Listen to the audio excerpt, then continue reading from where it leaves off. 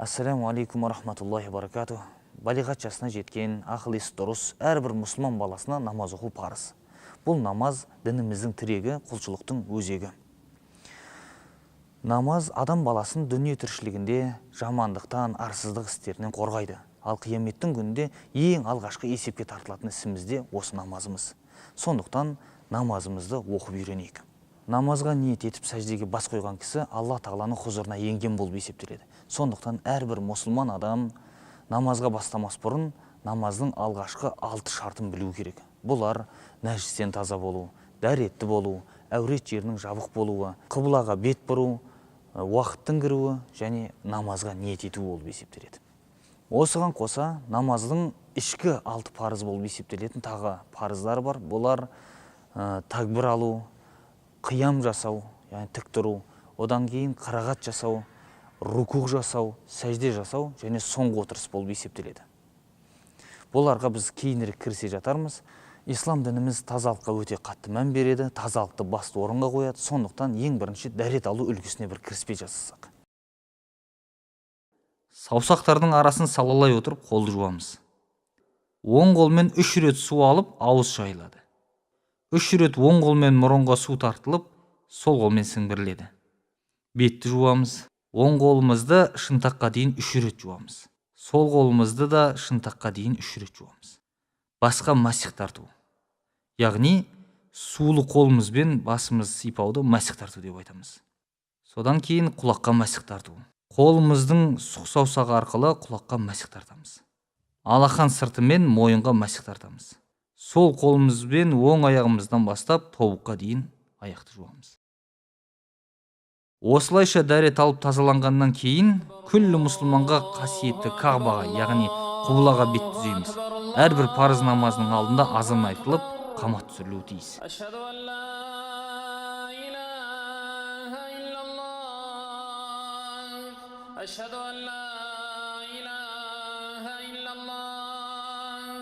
أشهد أن محمد رسول الله أشهد أن محمد رسول الله حي على الصلاة حي على الصلاة حي على الفلاح حي على الفلاح قد قامت الصلاة قد قامت الصلاة الله أكبر الله أكبر لا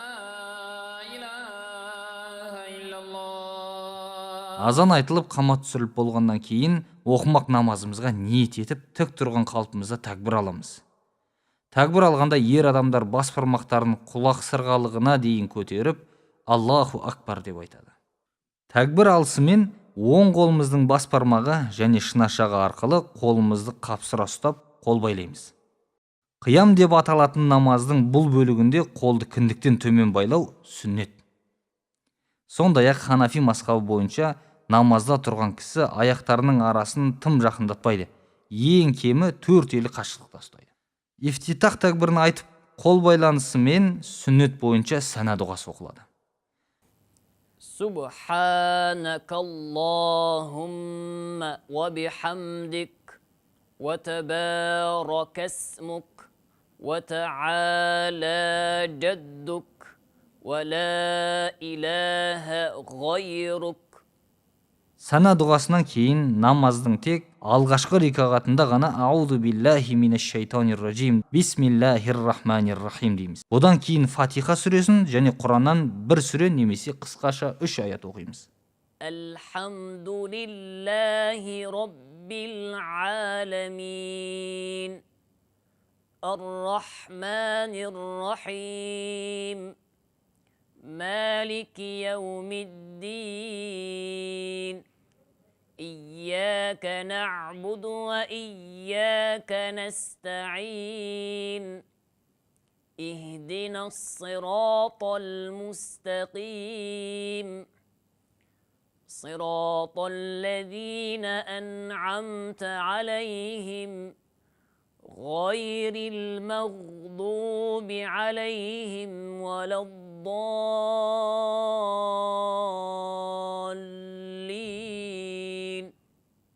قل هو الله أحد الله الصمد لم يلد ولم يولد ولم يكن له كفوا أحد. Қиямда тұрып қирағат етіп болған адам иіліп рукуға барады. Аллаху акбар деп рукуға барғанымызда қолымыздың саусақтарын ашып, тіземізді қапсыра ұстаған қалпымызда арқамызды тіктеп, басымызды тұқыртпай арқамен бір деңгейде болғаны абзал. Рукухта ең кемі 3 рет Субхана раббиял азим деген дұғаны айту сүннет. Рукухтан бас көтеріп жатып, Сами Аллаху лиман хамида сөзін айтып бой тіктейміз.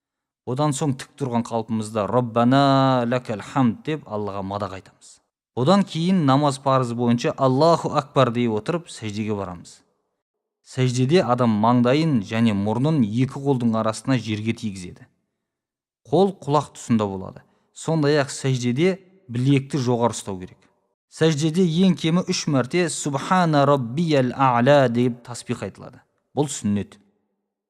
Бұдан кейін Аллаху акбар деп тізерлеп отырамыз. Субханаллах дейтіндей сәл кідіріс жасап, екінші мәрте сәждеге барамыз. 3 мәрте таспих айтып болған соң тіктеліп қиямға тұрамыз. Осылайша намазымыздың бірінші рикағаты тамамдалады. Намаздың екінші рикағатында Бисмиллахир-рахманир-рахим деп бастап, ретімен Фатиха және қосымша бір сүре оқимыз. Ескерте кетер бір жайт, 3 немесе 4 рикағатты парыз намаздардың алғашқы 2 рикағатында ғана Фатиха мен қосымша бір сүре оқылады. Қалған рикағаттарында Фатиха сүресі ғана оқылады. Жоғарыда көрсеткеніміздей, рукух және сәжде қимылдары еш өзгеріссіз сол қалып қайталанады. Сәжде қылып болысымен намаздың соңғы, яғни ат-тахият отырысына отырамыз.